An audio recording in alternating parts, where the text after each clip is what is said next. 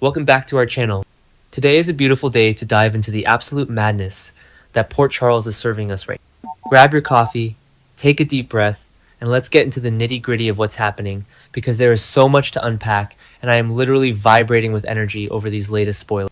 I literally cannot even believe what I just watched and what I am reading about. I am sitting here staring at my screen, typing furiously late at night, completely losing my mind over what Michael Corinthos is doing. I mean, are we actually serious with this gatehouse nonsense? But wait, I'm getting ahead of myself. Let me just take a breath. Okay, back to the point. Michael has officially blackmailed Willow into moving back into the gatehouse so he can keep a closer eye on the gatehouse.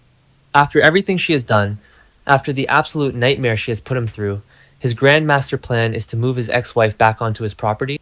I am sorry, but this is the most Michael Corinthos thing to ever happen, and it is driving me absolutely. I know some people are loving this dark, manipulative side of Michael, but personally I think he is playing with fire, and he is going to get burned so bad. And then there is Tracy Quartermaine. Thank God for Tracy Quartermaine. I have been watching this show religiously since 2015, and Tracy is consistently the only person in this entire town who actually uses her. Tracy finds out about the signed affidavits that Trina Robinson and Kai Taylor offered up. You know, the ones where they basically confirmed they heard Wiley's ringtone when Willow shot Drew? Yeah, those affidavits. Tracy looks at Michael like he has grown a sec. She absolutely does not understand why Michael is still putting up with Willow when he has the ultimate leverage to completely destroy her and get her out of their lives forever. Because Tracy is a Quartermaine, and Quartermaines do not play with their food, they eliminate the threat before it can bite. But Michael?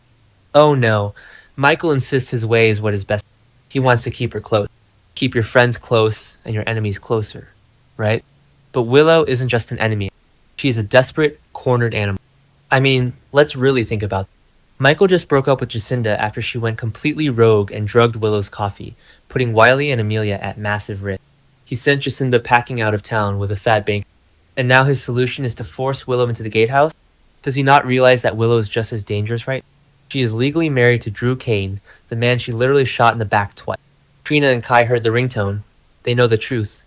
And Michael is using that as a weapon. But keeping a loaded weapon in your own backyard is peak Corinthos hue. Remember when they tried this kind of forced proximity with Nell Benson? Yeah, didn't work then either. Nell nearly destroyed everyone. Willow might not be Nell, but desperation breeds monsters. Tracy Quartermaine is the only one who sees the board clearly.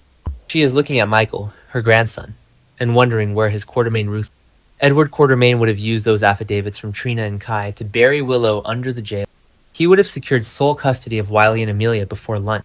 Tracy relents on the gatehouse request for now, but you know she is plotting her own contingency. She is not going to let Willow destroy her family. I am calling it right now. Tracy is going to take matters into her own hands if Michael drops the ball. So while the adults are playing their twisted games of chess, the kids are out here dealing with the actual trauma. By the pool, Scout Kane spills a secret to Rocco Falconeri after getting him to promise he will never tell him. What is the secret? I am pulling my hair out trying to guess. Is it about Drew? Is it about something she saw? Scout has been through so much, especially with Sam being gone. We all know Cyrus killed Sam, and that void has left Scout and Danny so incredibly vulnerable. Rocco is such a good kid, so mature for his age, and he is the perfect confidant. But keeping a secret in Port Charles is like trying to hold water in your bare. It is going to spill out eventually. I just hope whatever Scout knows doesn't put her in danger, because Drew is so unhinged right now that he might actually lash out at his own daughter if she crosses. And speaking of the team, can we talk about Danny and Charlotte? Because this is the duo I never knew I needed, but now I am absolutely obsessed. Danny turns to Charlotte Cassadine for help dealing with all the Drew drama. Danny is struggling so hard. He has Jason's blood in his veins, but he also has that reckless Morgan temper. He has been trying to take the high road, trying to be the good guy, but Charlotte Cassadine is not having it. Charlotte looks him dead in the eye and tells him he needs to stop taking the high road and sink even lower than Drew if that is what it is. Yes, Charlotte. That Cassadine DNA is jumping out, and I am entirely here for it. Remember when they tried to make Danny this soft, rebellious kid who just wanted his dad? He was breaking into the WSB, asking Sonny to join the mob, just acting out of pure pain. Danny needs this edge. He needs to embrace the shadows if he is going to survive the war that is brewing. Charlotte knows exactly what it takes to survive. She has Valentine for a father, for crying out loud. She knows that playing fair gets you absolutely nowhere. I am so here for this dark teen alliance.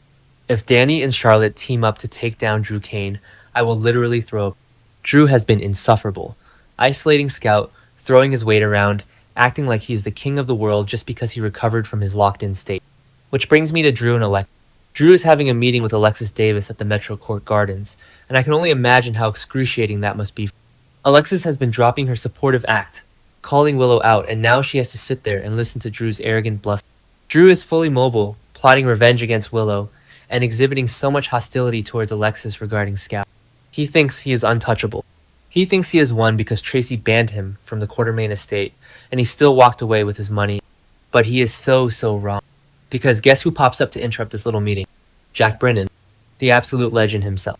Brennan interrupts them, and he delivers a warning to Drew that gave me literal chills. He tells Drew that a man in his position cannot afford to make any more enemies. I screamed. I literally screamed at my screen. Brennan is not someone you mess with. He faked a locked-in stroke, he survived Ross Cullum's poison gas, he runs the WSB shadows, and he does not care about Drew's little revenge. Drew might think he is the smartest guy in the room, but Brennan is playing a game Drew doesn't. And Brennan delivering this warning right to Drew's face? Absolute cinematic perfection. But wait, there is more with Brennan. The spoilers say he is going to deliver a proposal to someone on Friday's GH episode. Who is it? Is it Willow? After she reveals this entire Gatehouse blackmail mess with Michael, is Brennan going to offer her a way out? Or is it Nina? Nina and Brennan have been getting so close, strategizing together, growing as confidants.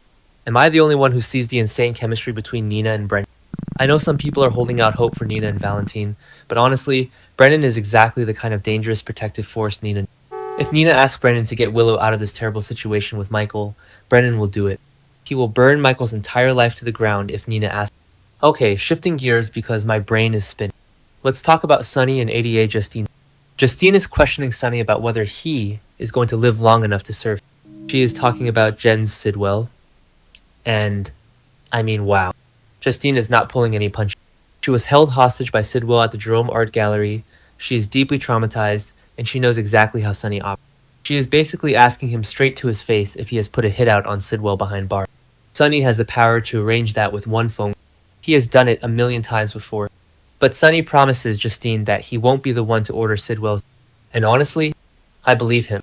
Sonny is legitimately trying to walk away. Maurice Benard even said this is a beautiful new chapter. Sonny wants to focus on his legitimate empathy. He wants to be a better man. But Sonny also points out that Sidwell has other foes who might take action. Sidwell has crossed so many people. He partnered with Cullum. He terrorized Lucas. He kidnapped Justine. He harassed Willow. The man has a target on his back the size of Spoon Island. If Sidwell gets shanked in the Pentonville prison yard, Sonny won't even have to lift. It is called karma, and it is coming for Jen's Sidwell. Meanwhile, Molly Lansing Davis makes a suggestion to Cody Bell.